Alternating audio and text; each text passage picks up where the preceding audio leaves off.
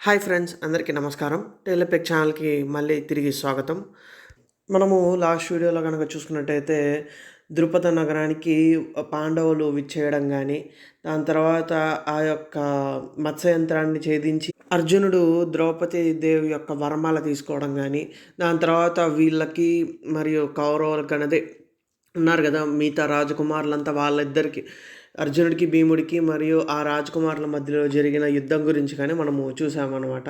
దాని తర్వాత ఎలాగా కుంతీదేవి యొక్క మాట తప్పిదం వల్ల ద్రౌపదీదేవి ఐదుగురిని వివాహం చేసుకోవాల్సొస్తుంది అన్న విషయం గూడా చూసాము. ఈ దీని తర్వాత జరిగిన స్టోరీ ఈరోజు చూస్తామనమాట. దాని తర్వాత ఇంకొకటి కూడా విన్నాం. ఏంటి, ఒక పురోహితుడు, ద్రుపదుని యొక్క పురోహితుడు వచ్చి వీరి యొక్క వంశం గురించి తెలుసుకోవాలనుకున్నప్పుడు ఎట్లా ధర్మరాజు అతని నోరు మూయించి పంపించేస్తాడు కదా! ఆ తర్వాత ఆయన ద్రుపదుని వద్దకు వచ్చి జరిగిన సంగతి కూడా మొత్తం కూడాను వివరిస్తాడనమాట. ఇలా జరిగింది ద్రుపద మహారాజా అన్నట్టుగా.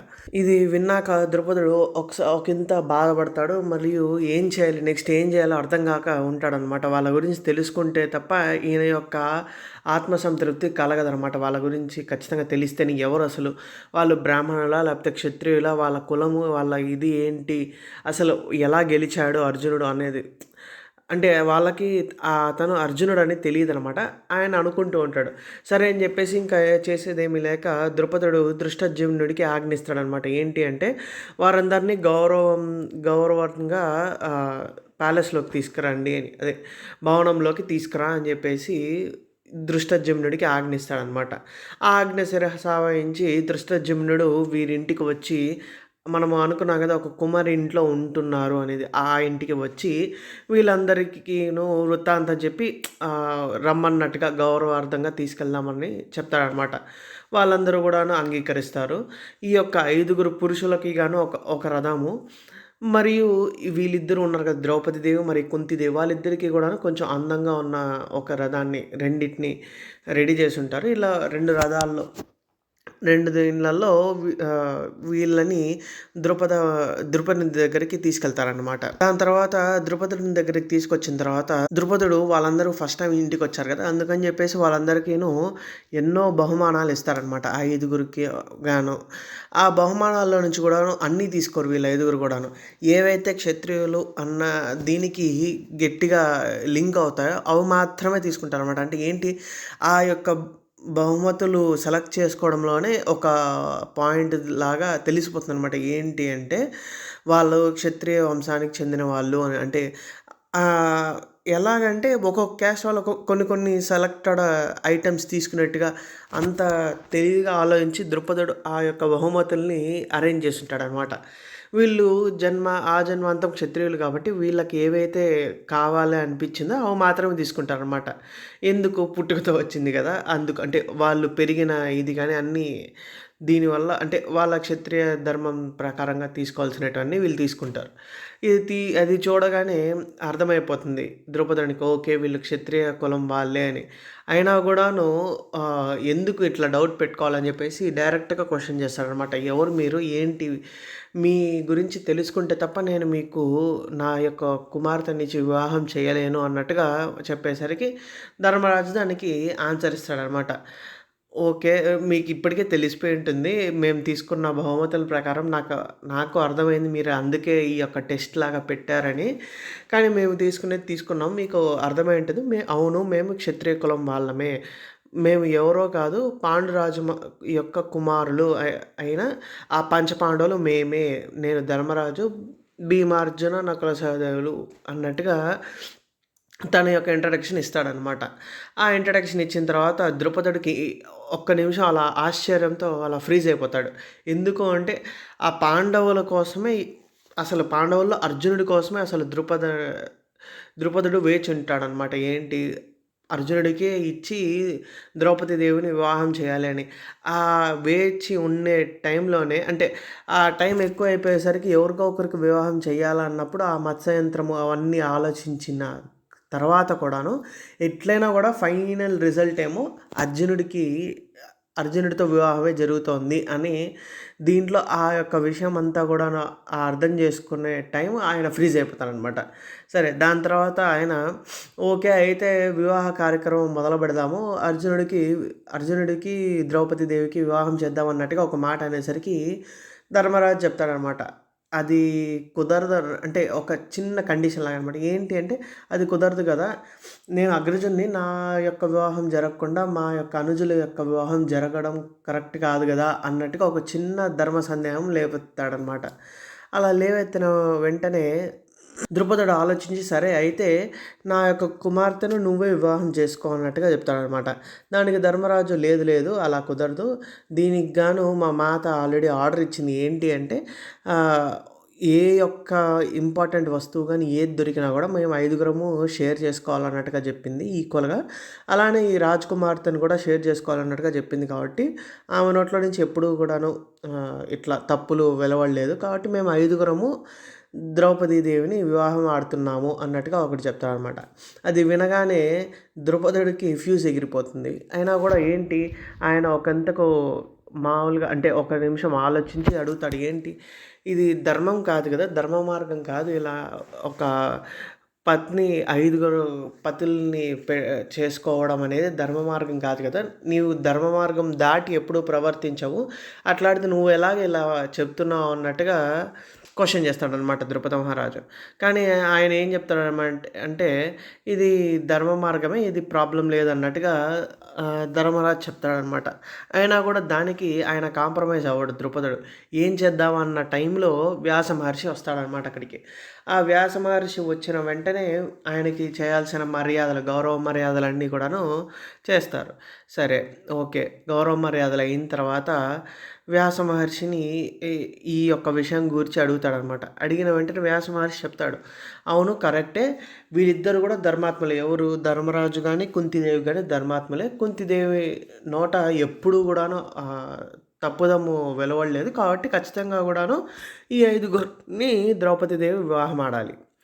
అలాగే ధర్మరాజు ఎప్పుడూ కూడాను ధర్మం తప్పి విహీక్షణమైన రూట్‌లో వెళ్ళలేదు. కాబట్టి ఇది కరెక్ట్ రూటే. ధర్మరాజు కూడా యాక్సెప్ట్ చేశాడు కాబట్టి ఇది కరెక్ట్ రూటే. కాబట్టి వివాహం చెయ్యొచ్చు అన్నట్టుగా ఒకడు చెప్తాడనమాట. అయినా కూడా దానికి కూడా ద్రుపదుడు ఓకే అన్న దీంట్లోకి రాకపోవడం చూసి కొన్ని ఎగ్జాంపుల్స్ చెప్తాడు. ఏంటి అంటే పూర్వము జటిల మహర్షి యొక్క కుమార్తె 7 మునీశ్వరులను వివాహమాడి ఒకే పవిత్రురాలుగా ఉండి అలాగే జీవనం సాగించింది. అలాగే దాని తర్వాత మునికన్యకైన దాక్షాయని 11 మంది బ్రాహ్మణులను వివాహమాడి వాళ్ళందరికీ కూడాను సేవలు ఆచరించింది. కాబట్టి ఇలాగ ఉన్నాయి కొన్ని హిస్టరీలో కూడా కొన్ని ఎగ్జాంపుల్స్ ఉన్నాయి. ప్రాబ్లం లేదు. ఓకే మంచిదే అన్నట్టుగా చెప్తాడనమాట. అయినా కూడా ద్రుపదుడు దానికి ఆ యొక్క విషయానికి సంకోచిస్తూ ఉంటాడనమాట ఎలాగాని. దానికి గాను వ్యాస మహర్షి ద్రుపదుడిని పక్కకు తీసుకువెళ్ళి వీళ్ళ యొక్క అంటే ఈ యొక్క పాండవులు కానీ ద్రౌపది దేవి వీళ్ళందరి యొక్క జన్మరహస్యం ఒకటి చెప్తానన్నట్టుగా అసలు ఏంటి వీళ్ళ జన్మ వెనక ఉన్న దాగి ఉన్న హిస్టరీ ఏంటి నేను చెప్తానన్నట్టుగా తీసుకెళ్ళి ఆ యొక్క రహస్యాన్ని ద్రుపదుడికి మాత్రమే చెప్తాడనమాట వ్యాస మహర్షి. మిగతా వాళ్ళకి ఎవరికి చెప్పడు. ఏంటంటే పూర్వము నారాయణుని యొక్క తనుజాత అయిన ఇంద్రసేన మౌద్గల్య మహామునిని వివాహం ఆడుతుందనమాట. వాళ్ళ వివాహం అనంతరము కూడాను తను ఎంతో పతివ్రతలాగా అంటే ఎంతో బాగా తన యొక్క పతి యొక్క పనులన్నీ కూడా చేశాయనమాట. కానీ ఏంటి అంటే ఇక్కడ వచ్చిన ఇదేమైంది అంటే ఆయన మౌద్గల్య మహామునికి పూర్వజన్మ పాపం వల్ల కుష్టి రోగం వచ్చింటుందనమాట. అయినా కూడాను ఆ కుష్ఠిరోగం ఉంది అని తెలిసినా కూడాను ఆమె తమ యొక్క పనులను ఏది కూడాను అహంకరించడం కానీ లేకపోతే చీదరించుకోవడం కానీ ఇలాంటివి ఏవీ లేకుండా ఎంతో గౌరవంతో తన పతికి చేయాల్సిన పనులన్నీ చేస్తూ ఉంటుందన్నమాట. కొంతకాలానికి ఏమవుతుంది అంటే వీళ్ళు వివాహానంతరము ఆయన యొక్క శరీరం మొత్తం కూడాను ఫంక్షన్స్ ఆగిపోతాయి. అంటే ఏంటి ఆయన అలాగ బెడ్ మీద పడుకోవడం తప్ప ఇంకో పని చేసే పరిస్థితిలో ఉండడం అనమాట. అంత దీన స్థితిలోకి వెళ్ళిపోతుందనమాట. అయినా కూడాను ఇంత జరిగినా కూడాను ఆమె వదిలేయకుండా తన పతిని వదిలేయకుండా అసలు తన పతిపై గౌరవం ఒక్కంత మాత్రం కూడా తగ్గించకుండా ఎంతో బాగా చూసుకుంటూ ఉంటుందన్నమాట. పూర్వము ఎలా ఉండేదో అందరికీ తెలిసిందే కదా! ఏంటి భర్త తిన్న కంచంలోనే భార్య తినడం గానీ, అంటే భర్త చే తీసుకున్న తర్వాతే భార్య తీసుకోవడం అనేది అలా ఉండేది కదా! అవి కూడాను ఎంత కుష్ఠరోగి అయినా కూడాను తన భర్త ఆ నియమాలన్నీ కూడాను తూచా తప్పకుండా పాటించేదనమాట. ఇదిలా ఉండగా ఒకరోజు భోజనం చేస్తూ ఉండగా తన భర్త యొక్క బొటనవేలు కూడా భోజనంలో వస్తుందనమాట. ఆహ్, తెలిసిందే కదా! అంటే కుష్ఠిరోగి తన భర్త కుష్ఠిరోగి. అలాంటి కుష్ఠిరోగి ఒక బొటనవేలు తినే అన్నంలో వచ్చిందంటే ఏమైతుంది? ఎవరైనా కూడా చీదరించుకోవడం గానీ, లేకపోతే ఒక్క నిమిషం భయపడ్డం గానీ, ఇలా ఎవరికైనా మనిషి అన్నాక ఇలా జరుగుతుంది గదా! అంటే ఏంటి బొటనవేలు భోజనంలో వచ్చింది. కానీ ఆమె ఏంటి అంటే అదేది కూడా చేయకుండా ప్రశాంతంగా దాన్ని కంప్లీట్ చేసేసి పక్కకొస్తుందనమాట. ఇది గమనించిన మౌద్గల్య మహాముని ఏమైతాడంటే, ఆయన ఎంతో సంతోషించి దగ్గరికి పిలిచి, "నీకేదైనా కోరిక ఉంటే అది కోరుకో. నేను నీకు నీ అభీష్టి నేను నెరవేరుస్తాను. నీ అంత పతివ్రత నేనెక్కడ చూడలేదన్నట్టుగా. దానికి గాను నీకు ఈ యొక్క వరం ఇస్తున్నాను" అన్నట్టుగా చెప్పేసరికి తను చెప్తుందనమాట. "నాకు కామాభిలాష ఎక్కువగా ఉంది. కాబట్టి మీరు ఏ రూపంలోకైనా మారగలరు కాబట్టి ఒక 5గురు మనోహరుల రూపంలో మారి నా యొక్క కామాభిలాషని నెరవేర్చాలా అన్నదే నా కోరిక" అని అడుగుతుందనమాట.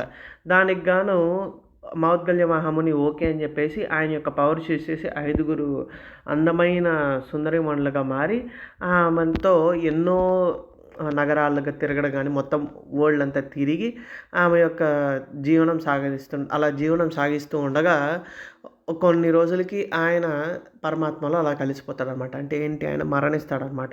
ఆయన మరణించినాక గూడాను ఈ యొక్క ఇంద్రసేనుని యొక్క కామభీష్టి తగ్గిండదనమాట. ఆ అభిలాష తగ్గిండదు.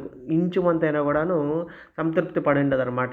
అందుకు ఏం చేయాలో తెలియక మొత్తము ఆమె తపస్సు స్టార్ట్ చేస్తుందింక. అలా తపస్సు చేస్తూ ఉండగా ఆ మధ్యలో ఏమవుతుంది అంటే ఇంద్రుడు, యమరాజు, యమధర్మరాజు వీళ్ళందరూ గూడాను ఆమెకు వరం ఇస్తారు. ఏంటి అంటే మా 5గురి అవతారాలు ఏవైతే వస్తాయో ఆ మార్టల్ వరల్డ్ ఆ యొక్క వరల్డ్‌లో ఆ అవతారాలతో నీకు వివాహం అవుతుంది అన్నట్టుగా ఒక వరం ఇస్తారనమాట. అది జరిగినా కూడాను ఆమె తన తపస్సు ఆపదు. అది జరిగేంత వరకు కూడాను అంటే కొన్ని సంవత్సరాల వరకు కూడాను ఆహారం, నీళ్ళు తీసుకొని తపస్సు చేసేది.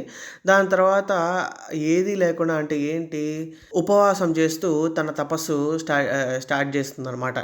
ఎవరికి తపస్సు? ఈశ్వరుడికి తపస్సు. అలా తపస్సు చేసిన కొంతకాలానికి ఆ మహేశ్వరుడు దిగొస్తాడనమాట. ఏంటి నీ వరం కోరుకో అన్నప్పుడు ఆ ఇంద్రసేన ఏం చేస్తుంది అంటే నాకు భర్త కావాలి అన్న విషయం మనం ఆల్రెడీ దీని గురించి విన్నాము. ఏంటి వేదవ్యాసుల వారు పాండవులకు ఒక స్టోరీ చెప్పారు అని చెప్పాను కదా! పూర్వం ఒక మునికన్యక అడిగిన వరం. ఆ మునికన్యక ఎవరో కాదు ఈ ఇంద్రసేన అనమాట.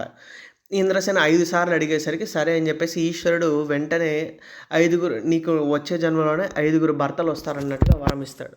దానికి కూడాను సాటిస్ఫై కాకుండా ఏంటి అంటే సరే నాకు 5గురు భర్తలు వచ్చినా పర్లేదు. నేను కన్యకగానే ఉండాలి. 5గురితో ఉన్నా కూడా అంటే ఏంటి ఒకరి తర్వాత ఒకరితో నేను నా యొక్క లైఫ్ గడిపినా గూడా నేను ఒకరితో గడిపిన తర్వాత కూడా కన్యకగానే ఉండి నెక్స్ట్ వాళ్ళతో గడపాలన్నట్టుగా అంటే అదొక కోరిక. నెక్స్ట్ నా యొక్క కామాభిష్టి ఎప్పటికప్పుడు సంతృప్తి పడాలా. ఇంకా అట్లాంటి కొన్ని కోరికలు కూడా కోరుతుందనమాట. సరే అని చెప్పేసి ఈశ్వరుడు దానికి కూడా ఓకే అంటాడు. ఎందుకు అంటే ఆల్రెడీ అప్పటికే క్వెషన్ చేసుంటుంది. నాకు 5గురు భర్తలేంటి ఇది ధర్మం కాదు కదా అన్నట్టుగా క్వెషన్ చేసుంటది. దానికి గాను ఈశ్వరుడు ఈ యొక్క చిన్న చిన్న కోరికలకు కూడాను ఓకే చెప్తాడనమాట. చెప్పిన తర్వాత ఇంకొక విషయం చెప్తాడు. ఏంటి అంటే నువ్వు నెక్స్ట్ ఈ యొక్క కోరికలు నెరవేరాలి అంటే నా దగ్గరికి ఆ ఇంద్రుడిని తీసుకురావాలి అన్నట్టుగా ఒక కండిషన్ పెడతాడనమాట. దానికి గాను ఏమైతుంది అంటే ఈ యొక్క ఇంద్రసేన ఆ యొక్క గంగా తీరంలోనే ఉంటుందనమాట. ఏంటి ఈశ్వరుడే చెప్పింటాడనమాట. గంగా నది తీరానికి వస్తాడు ఇంద్రుడు. అప్పుడు నా దగ్గరికి తీసుకురా అన్నట్టుగా చెప్పింటాడనమాట. అందుకుగాను అక్కడే ఉంటుందనమాట. ఇదిలా ఉండగా ఏమైతుందంటే యమధర్మరాజు సత్రయాగం మొదలుపెడతాడనమాట. అలా సత్రయాగం మొదలుపెట్టిన తర్వాత ఏమైతుంది అంటే ఆయన ఆ యాగంలోనే ఎంతో కాన్సంట్రేటెడ్‌గా ఉండడం వల్ల ఆయన యొక్క పని ఏంటి మరణించిన వాళ్ళని తీసుకువెళ్ళాలి కదా! మరణానికి దగ్గరికి వచ్చే వాళ్ళని కానీ యమలోకానికి తీసుకువెళ్ళి నెక్స్ట్ కార్యం జరిగించాలి కదా. ఆ యొక్క కార్యాలన్నీ కూడాను స్టాప్ పడిపోతుందనమాట ఆయన సత్రయాగం చేసేటప్పుడు. అది జరిగినప్పుడు ఏమవుతుందంటే అందరూ కూడాను అమరులైపోతారు, ఉన్న వాళ్ళంతా కూడాను. అలా అమరులైనా కూడా ఇంకోటి ఏమవుతుంది అంటే వీళ్ళు గమ్మునే ఉండరు కదా, ఉన్న మనుషులు వాళ్ళ పాపులేషన్ ఇంకా అలా పెరుగుతూ ఉండడం వల్ల భూభారం పెరిగిపోతూ ఉంటుందన్నమాట.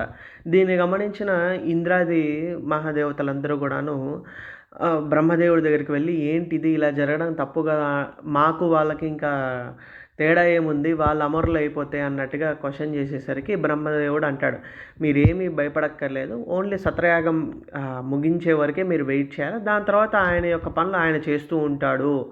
అలాగే ఏంటి ఈ యొక్క భూభారం పెరిగింది కదా, దీన్ని తగ్గించడానికి అన్నట్టుగా మీ యొక్క 5గురు ఎవరైతే ఉన్నారో, ఎవరు ఇంద్రదేవుడు కానీ, యమధర్మరాజు, వాయుదేవుడు, అశ్విని దేవతలు, వాళ్ళ 5గురు వాళ్ళ 5గురి అవతారాల వల్ల ఈ యొక్క భూభారం అంతా కూడా తగ్గిపోతుంది అన్న విషయము బ్రహ్మదేవుడు చెప్తారనమాట.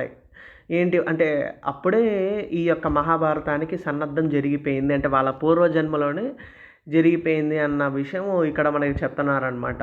అంటే మహాభారతం వల్లనే ఆ యొక్క భూభారం తగ్గిపోవడము, ఆ యొక్క పాపులేషన్ తగ్గిపోయి దాని తర్వాత అంటే ఆ యొక్క దీంతోనే మళ్ళీ యమధర్మరాజు తన పనులు మొదలు పెడతాడు అన్నట్టుగా ఆ విషయాన్ని బ్రహ్మదేవుడు చెప్తాడు.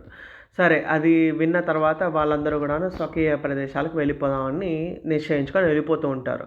అలా వెళ్ళిపోతూ ఉండగా గంగా తీరంలో ఇంద్రసేన నెక్స్ట్ జన్మ అయిన, అంటే ఏంటి అంటే ఇంద్రసేన మరణిస్తుంది ఆ యొక్క తపస్సు తర్వాత. నెక్స్ట్ జన్మ ఏంటి అంటే కాశీరాజపుత్రికగా జన్మించుతుంది అనమాట. అయినా కూడాను తను కన్యకగానే మిగిలిపోతుంది, తనకి వివాహం జరగదు. అందుకు కూడాను అది కూడాను ఆ యొక్క తపస్సుకు కారణమవుతుంది అనమాట.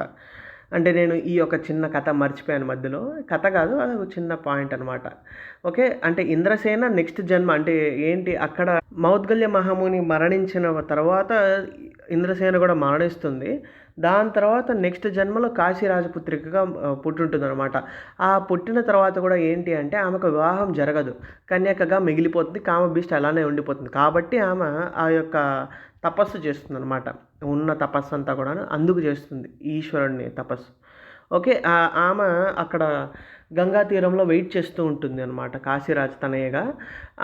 తన గురించి ఇంద్రుడు అడిగేసరికి ఎవరమ్మా నీవు, ఏంటి నీ యొక్క వివరాలు ఏంటి అన్నట్టుగా అడిగేసరికి ఒకటే మాట అంటుంది అనమాట, నా గురించి నీకు తెలియాలంటే నువ్వు నాతో మాట్లాడకుండా నేను ఎక్కడికి తీసుకెళ్తే అక్కడికి రావాలి అని.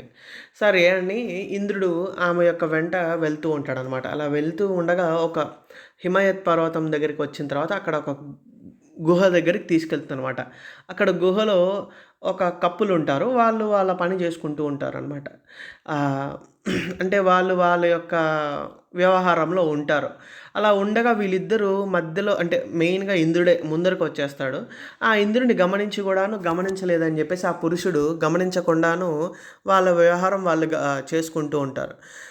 అది చూసేసరికి ఇంద్రుడికి అహంకారం, కోపంతో, ఏంటి ఇంద్రుడు ఎంతైనా దేవతల యొక్క రాజు, ఆయనకు గౌరవం ఇవ్వాలి కదా, ఇవ్వలేదన్న దీంతో ఎగురుతాడనమాట. ఏంటి ఆగ్రహిస్తాడనమాట ఆ యొక్క పురుషుడి మీద. ఆ పురుషుడు ఎవరు అంటే సాక్షాత్ ఈశ్వరుడే అనమాట, మహాశివుడే. అది తెలియక ఈయన కోపిస్తాడు, ఆగ్రహంగా అరుస్తాడనమాట. దానికి గాను ఈశ్వరుడు సరే ఒక ఆజ్ఞిస్తాడు, ఎవరికి, ఆ యొక్క కాశీరాజు తనయ్యకి, వెంటనే ఈ యొక్క మూర్ఖుడిని నా దగ్గరికి తీసుకురా అని.